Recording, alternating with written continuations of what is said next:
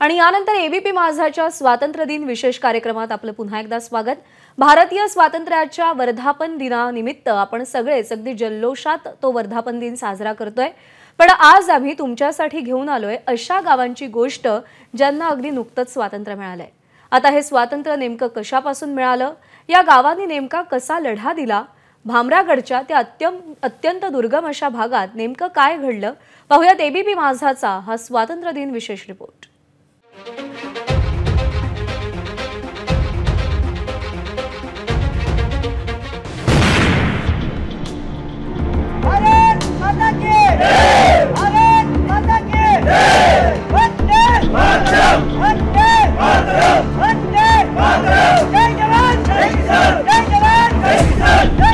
हा आनंदोत्सव आहे स्वातंत्र्याचा, जे स्वातंत्र्य त्यांना अगदी काही दिवसांपूर्वीच मिळालंय। होय, भारतीय स्वातंत्र्याचा अमृत महोत्सव साजरा करत असलेल्या तुम्हा आम्हाला कदाचित धक्का बसू शकेल, मात्र हे खरंय। भारतातच किंबहुना आपल्या महाराष्ट्रात राहणारे हे गोरगरीब कष्टकरी स्वातंत्र्याचा मोकळा श्वास आत्ता अनुभवत आहेत।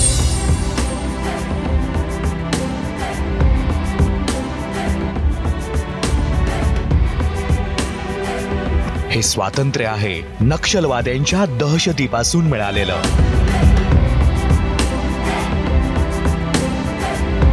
नक्षल्यांच्या गोळ्यांना बळी पडणारी, त्यांच्या भीतीखाली कायम दबलेली, स्वतंत्र भारतात राहूनही विकासापासून कोसो दूर राहिलेली ही आदिवासी जनता आता खऱ्या अर्थानं स्वतंत्र झाली आहे। हा जल्लोष त्याच स्वातंत्र्याचा।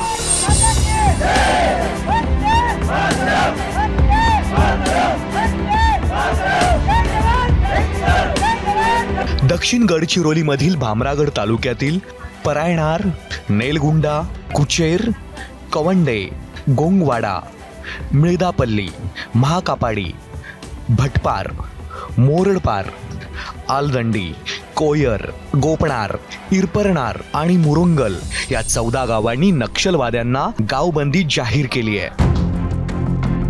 नक्षलवाद्यांना केलेली 14 गावांची गावबंदी नेमकी काय आहे पाहूयात। नक्षलवाद्यांना जेवण पाणी देणार नाही, त्यांना आश्रय देणार नाही, नक्षलवाद्यांना औषधं रेशन पुरवणार नाही, आपल्या मुलांना किंवा कुटुंबियांना नक्षल संघटनेत पाठवणार नाही, नक्षलवादाचं कोणत्याही प्रकारचं प्रशिक्षण घेणार नाही, नक्षलवाद्यांनी बोलवलेल्या बैठका किंवा जन अदालत मध्ये जाणार नाही, नक्षलवाद्यांच्या खोट्या प्रचाराला बळी पडणार नाही।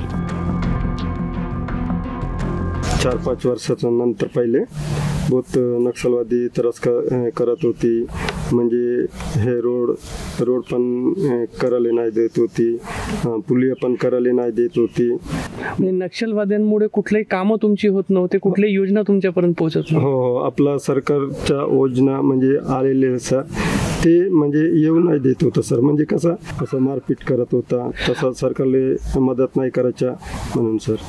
सुरुवातीला नक्षलवाद्यांवर बंदीचा हा निर्णय काही गावांनीच घेतला होता, कारण अर्थातच नक्षलवाद्यांची दहशत। मात्र पोलिसांनी धीर दिला आणि अनेक गावांमध्ये बदल जाणवू लागला। 2 महिन्यात तब्बल 14 गावांनी नक्षलवाद्यांना गावबंदी केली आहे। अगोदर तसं म्हणजे शासन असूनही नाही का कोणत्याही योजने माहिती मिळू शकत नव्हते आमच्या या म्हणजे एरियामध्ये। आता जेव्हापासून आपले पोलीस डिपार्टमेंट आला आहे तेव्हापासून नाही का प्रत्येक कोणत्याला नाही का माहिती होते की कोणत्या योजने कुठं भरा लागते, का करा लागते, वरून नाही का फॉर्मही भरून देतात की कोणत्याही म्हणजे तुमच्या अकाउंट कार्डाचा, आभा कार्ड, आयुष्मान कार्ड, आधार कार्ड, सगळंच म्हणजे जे काही शासनाचे योजने राहतात ते पोलीस डिपार्टमेंटमुळेच नाही का आम्हाला माहिती होते ना, त्यांचा फायदा खूप सारा होत आहे आम्हाला। आपल्या ह्या एरियामध्ये पूर्ण नक्षलवाद फिरत होते आणि ते कधी घरोघरी असे जेवण वगैरे मागत होते। आता पोलीस कॅम्प असल्यामुळे नाही का त्यांच्यापासून आपल्याला काही धोका नाही, नेहमी आपल्या गावात पोलीस असतात, त्याच्यामुळे कोणतेच असे प्रकरण बाहेर घडतात पण गावामध्ये कधी घडत नाही। जेवण मागायला आता नक्षलवादी आले तर नाही म्हणण्याची हिंमत आली?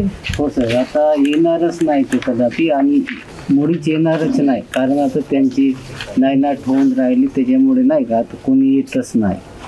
अगोदर नक्षलाईट आपल्या गावात येत होते, आज आपल्या गावात एरिया ताकद नाही आहे। आज आपण ध्वज स्वतः पडकवू शकतो, आम्ही स्वतःच्या अधिकार स्वतः सांभाळू शकतो।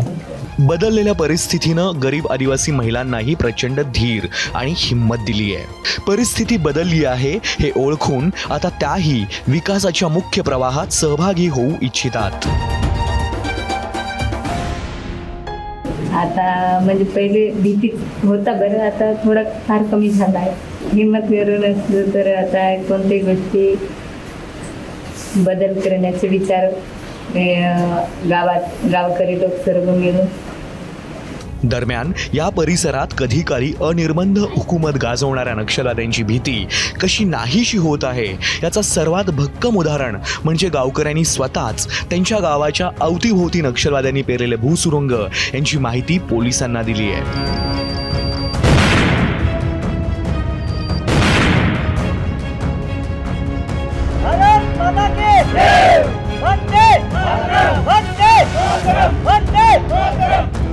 तर नक्षलवाद्यांनी या 14 गावांच्या अवतीभोवती पोलिसांना अडवण्यासाठी पेरलेल्या शेकडो टोकदार लोखंडी सळ्या या गावकऱ्यांनी काढून पोलिसांच्या स्वाधीन केल्या. भामरागड परिसरातील काही गावांमध्ये फक्त नक्षलवाद्यांची भीती आणि दहशत हीच एक समस्या नव्हती, तर नक्षलवाद्यांनी या संपूर्ण परिसरामध्ये पोलीस आणि शासन पोहोचू शकणार नाही, गावामध्ये त्यांचे पाऊल पडणार नाही यासाठी अनेक उपाय योजलेले होते. त्यापैकी एक उपाय होता अशा पद्धतीने लोखंडी सळ्या जे समोरून खूप टोकदार आहे ते गवतामध्ये पालापाचोळ्यामध्ये लपून गावाच्या अवतीभोवती पेरण्यात आलेल्या होत्या. मात्र तेव्हा भीतीपायी कोणीही याची तक्रार करत नव्हतं. मात्र आता जेव्हा गावबंदी करण्यात आलेली आहे त्याच्यानंतर लोकांच्या मनातली भीती नाहीशी झाली आहे आणि लोकांनी स्वतःहून या लोखंडी सळ्या ज्या आहेत त्या पोलिसांना आणून दिलेल्या आहेत. लँडमाइन्स काही ठिकाणी, भूसुरुंग काही ठिकाणी पेरून ठेवण्यात आलेल्या होत्या, त्याची माहिती लोकांनी पोलिसांना दिली आहे. त्यामुळे हा एक उदाहरण आहे की कशा पद्धतीने लोकांच्या मनातली नक्षलवादासंदर्भातली, नक्षलवाद्यांसंदर्भातली भीती नाहीशी होत आहे आणि हा एका प्रकारे शासनाचा, संविधानाचा, लोकशाहीचा विजय आहे. दरम्यान 14 गावांनी जाहीर केलेली गावबंदी हा काही एका दिवसात झालेला चमत्कार नाही.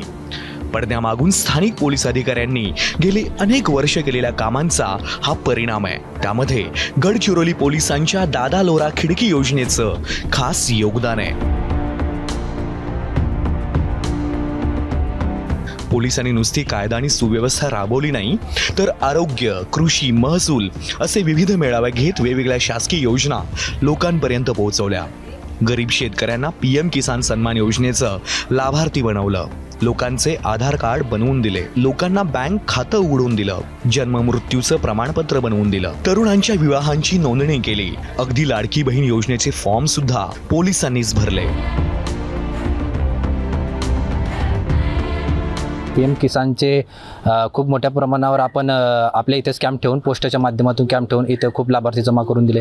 त्या लोकांचे आधार अपडेट नव्हते, आपण इथंसुद्धा त्यांचे आधार अपडेट काढून दिले. बँक खातंसुद्धा लोकांकडे नव्हतं, आपण बँक खातं दिलं. सुकन्याच्या योजनेचे आपण त्यांना अकाउंट काढून दिले. विविध योजनांचा लाभ त्यांना इथं देऊन दिला. की ही 1-2 महिन्यामध्ये घडली गेलेली प्रोसेस नाही आहे ही, तर आजपर्यंत गडचिरोली पोलीस दलानं जे चांगलं काम केलं त्याचा हे परिणाम आहे.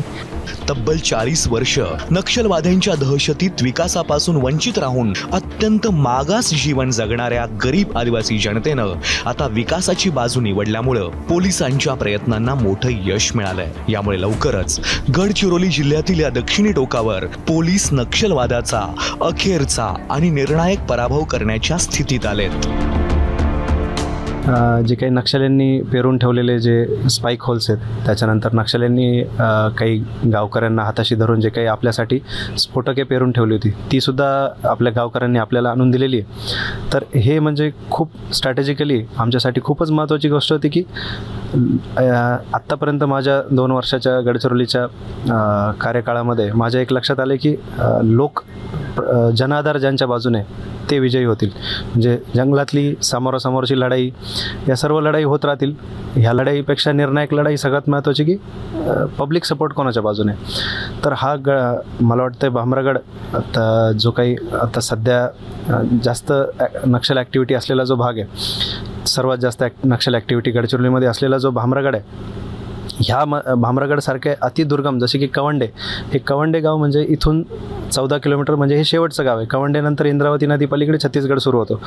त्या गावाने सुद्धा नक्षलबंदी चा ठराव घेणे आणि तिथले काही स्पाईक होल्स आणि जे काही लोखंडी सलाखे जे खड्ड्यामध्ये पुरून ठेवलेले ते आणून देणे, तिथले स्फोटकही आणून देणे, म्हणजे त्यावरून तुम्हाला अंदाज येऊ शकतो की पब्लिक म्हणजे आता पब्लिकने पण नक्षल्यांचे जे काही दमदाटी किंवा जो व्हायलन्स आहे तो कुठेतरी त्यांनी तो झुगारून आमच्या पोलिसांच्या जे काही दादा लोरा खिडकीसारखे उपक्रम असतील किंवा जे काही उपक्रम आम्ही राबवतोय यांना एक कुठेतरी सपोर्ट दाखवला आहे. म्हणजे पब्लिक सपोर्ट ज्याच्या बाजूने तो ह्या लढाईमध्ये विजयी होईल आणि हे इतकं महत्त्वाचं सिग्निफिकन्स असं म्हणता येईल ह्या गावबंदीचं.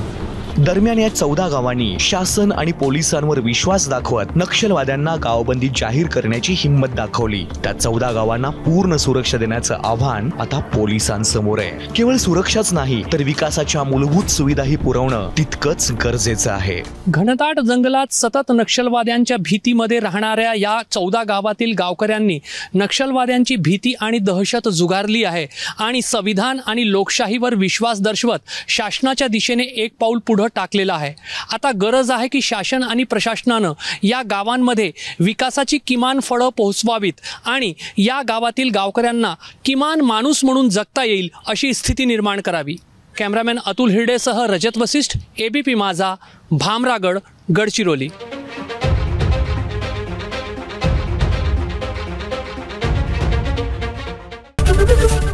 ABP माझा, उघडा डोळे बघा नीट.